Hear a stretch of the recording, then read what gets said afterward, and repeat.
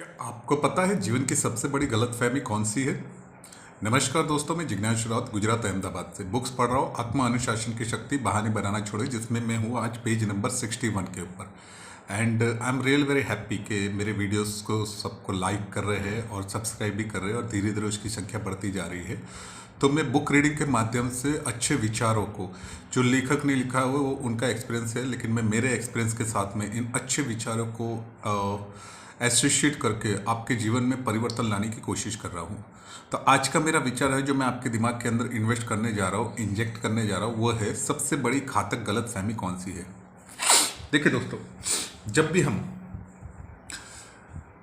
ये देखते हैं कि हम लोगों से अपनी कंपैरिजन करते हैं, तो जब भी हम दूसरे लोगों को ज़्यादा बेहतर मानते हैं तो अवचेतन रूप से, सबकॉन्शियसली हम क्या करते हैं, हमारे अपने आप को, खुद को बदतर मानने लगते हैं।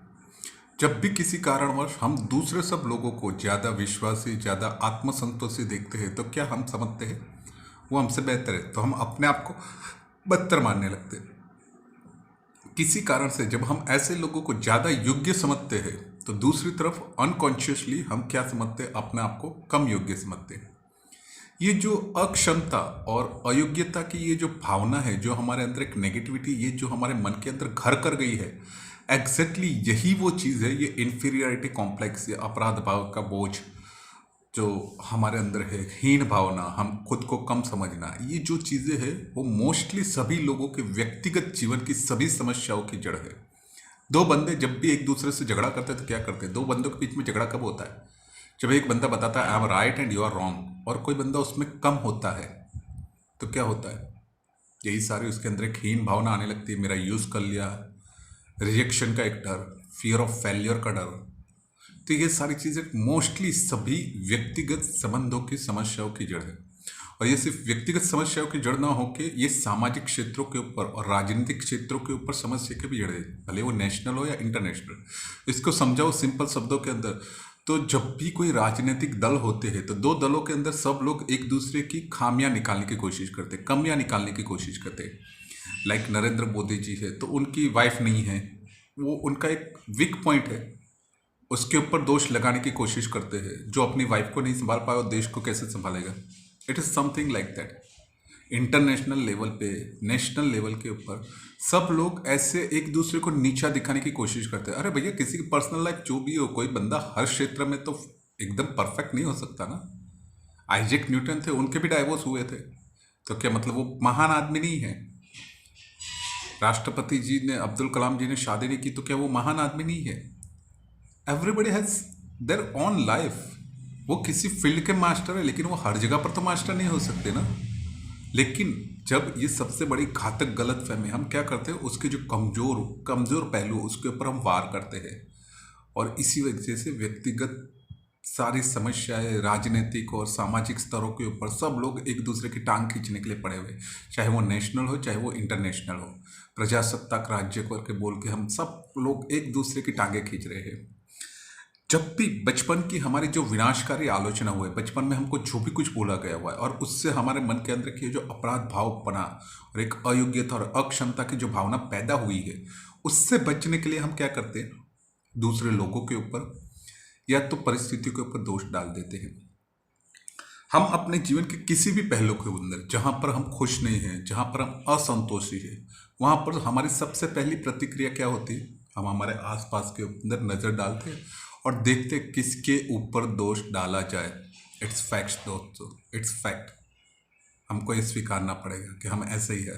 हमारे जितने भी धर्म है, मोस्टली धर्म भी यही पाप की अवधारणा बताते हैं। मतलब जब भी कोई भी चीज़ गलत होती है, कर्म का सिद्धांत भी ये बोलता है, तो कहीं ना कहीं पे कोई तो दोषी है, कहीं ना कहीं कोई तो अपराधी है, कहीं ना कहीं किसी से तो गलती हुई है, इसकी सजा मिलनी ही चाहिए। तो ये जो अपराध पने का बोझ है, ये जो इन्फीरियरिटी कॉम्प्लेक्स है, ये जो हीन भावना है, ये जो अपने आप को कम समझने की जो चीज़ है, ये हम अपने आप को बेहतर से बदतर समझने की जो चीज़ें है, तो ये सारी जो हमारे अंदर डीपली डाल दी गई है। तुम्हारा तो जन्म नहीं होना चाहिए था, कई बंदे लड़के पैदा होने चाहिए थे, लड़की पैदा हो गई तुम्हारा, तो बचपन से वो चीज़ें बच्ची ने गर्भ के पेट से सुनी हुई है। अभी उसको गर्भ में तो नहीं सुनाई देगा, लेकिन जब बाहर आएगी और जब चौथा बच्चा होगा तब बोलेंगे हमको तो लड़का चाहिए था, तुम चाहिए ही नहीं थी। लेकिन ये सब चीज़ें मैंने खुद पर्सनली देखा हुआ है। एक लेडी PhD है, लेकिन वो तीसरी लड़की थी और उसको तीसरा लड़का चाहिए था, नहीं हुआ और फिर चौथा लड़का हुआ। तो मैंने कहा अपने घर के, मैं उनका कंसल्टेंट कर रहा था, मैं कहा अपने घर में ये बातें सुनी थी? बोले नहीं, मेरे भाई ने मुझे बताया, मेरी सिस्टरों ने मुझे बताया, इसलिए लोग मुझसे कम प्यार करते हैं। और बोले हमको तो चाहिए ही नहीं थी। तो बचपन से उसकी ऐसी अवहेलना की गई हुई है, उसकी बचपन से ये विनाशकारी आलोचना हुई है कि वो अपने आपको हमेशा एक अपराध पने के बोझ में सब कुछ करते हैं। उसके लिए उसने वो मान सम्मान पाने के लिए PhD तक कर दी, बट फिर भी आज किसी का सामना नहीं कर पा रहे। मैं आज उनको खड़ा कर पाया, I am extremely very happy कि मैं एक PhD लेडी को खड़ा कर पाया हूँ। उसके अंदर वो जोश, वो जुनून और वो एक जुस्सा लेके आ पाया हूँ। I am extremely really very happy कि मेरे लोगों के जीवन में ट्रांसफॉर्मेशन लेके आ पा रहा हूँ। हाँ, फिलहाल अभी तक मैंने कोई फीस नहीं ली है, बट डेफिनेटली अगर मैं PhD पर्सन्स के अंदर ये इतना कॉन्फिडेंस भर सकता हूँ, एक छोटी छोटी नीति, मतलब छोटी छोटी आदतें कि एक ह्यूमन बिहेवियर को मैं समझ पा रहा हूँ और उनको कंसल्ट करके उनकी लाइफ में अगर मैं ट्रांसफॉर्मेशन लेके आ पा रहा हूँ कि आज वो पूरे समाज के सामने, पूरी दुनिया के सामने, और जो भी चीज़ गलत हो रही है उसके सामने आवाज़ उठा रही है। उनकी लाइफ में उनके हस्बैंड जो उनको परेशान कर रहे थे, उनके ससुर और जेठ उनको जो परेशान कर रहे थे, और धर्म के नाम पर जो उनको बदनाम किया जा रहा था, तो he is taking a fight. Now he is facing, अभी वो अपराध पने के बोझ में से बाहर निकले हुए और सबका सामना कर रहे। तो I am really very happy with this. तो ये घातक गलत फहमी में कभी भी ना रहे, कभी भी अपने आप को कम ना समझे। जो भी ऐसी चीज़ें बोलते हैं पहले पूछे क्या वो सच में आपको बेहतर बनाने के लिए ये चीज़ें बोल रहे हैं, या सिर्फ ऐसे ही आपको नीचा बताने के कर रहे हैं। नीचा बताने के लिए कर रहे हैं, just forget that, left that all peoples. लेकिन अगर वो आपसे प्यार करते और आपको मजबूत बनाने के लिए कर रहे हैं, तो समझना पड़ेगा कि वो आपके गुरु है, आपके दोस्त है या आपके दुश्मन है, ये आपको समझना पड़ेगा। तो ये सबसे बड़ी घातक गलतफहमी है। नमस्कार दोस्तों, मैं जिग्नेश राउत, गुजरात अहमदाबाद से। अच्छे विचारों से आपको लगता है कि मेरी ये बातें लोगों के जीवन में परिवर्तन ला सकती है, तो प्लीज़ इसको लाइक करें, सब्सक्राइब करें और शेयर करें। और कहीं पर भी मेरे अंदर कुछ भी आपको ज़्यादा परिवर्तन लाने की ज़रूरत लग रही है, कुछ भी वीडियोज़ में मैं कौन से अच्छे सब्जेक्ट के ऊपर बता सकता हूँ, बोल सकता हूँ, तो प्लीज़ मुझे कमेंट्स में लिख के बताएं। Thank you so much.